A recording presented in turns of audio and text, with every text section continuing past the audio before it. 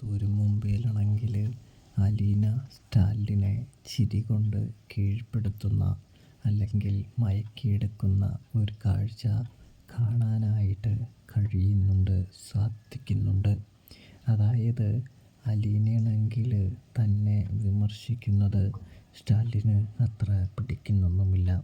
താനൊന്ന് പറയുന്നു, അവൾ വേറൊന്ന് മനസ്സിലാക്കുന്നു. അത് തന്നെ ശരിയല്ല എന്നൊരു തോന്നൽ സ്റ്റാലിൻ്റെ മനസ്സിലുണ്ടാകുന്നുണ്ട് എന്ന് കാണാൻ സാധിക്കുന്നു.